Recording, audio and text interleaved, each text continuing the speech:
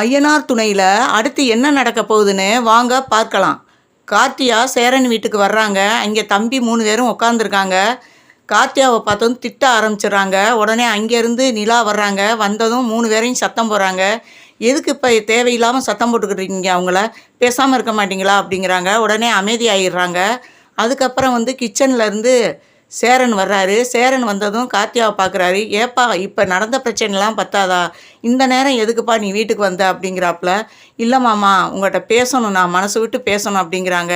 நீ ஒன்றும் பேச வேணாம்ப்பா, இப்போ நடந்திருக்க பிரச்சனைக்கு இப்போ நீங்கள் வந்ததே தப்பு, ஒழுங்காக நீ வீட்டுக்கு போ அப்படிங்கிறாப்புல.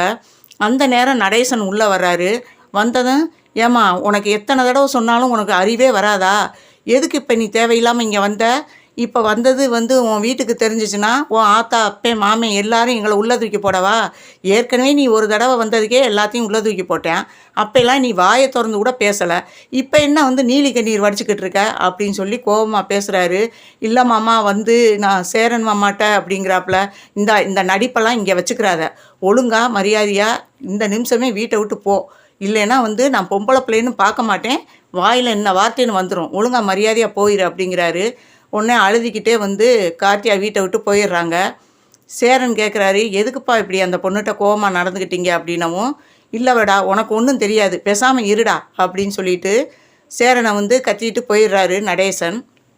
ஒரு பக்கம் இருக்க அவங்க நிலா சோழனை கூப்பிட்டுக்கிட்டு தனியாக போய் பேச போகிறாங்க.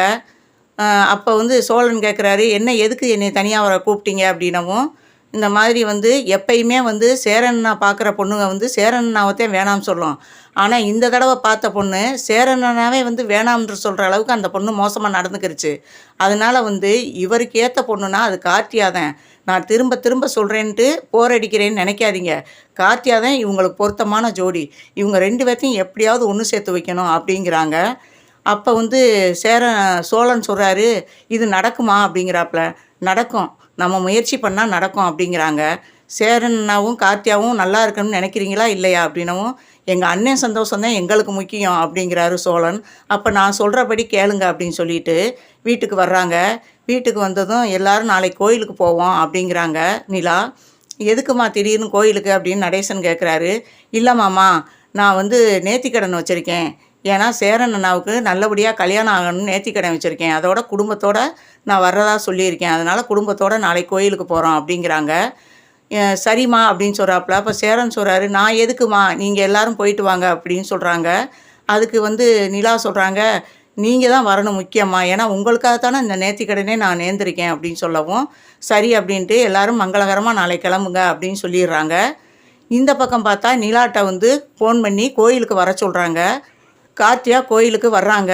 வந்ததும், நீங்கள் எப்படியாவது இப்படி பயந்துக்கிட்டே இருந்தால் ஒன்றுமே நடக்காது, நீங்கள் துணிஞ்சு ஒரு முடிவெடுங்க, நான் உங்களுக்கு சேரன்னாவை உங்களோட ஒன்று சேர்த்து வைக்கிறேன் அப்படிங்கிறாங்க.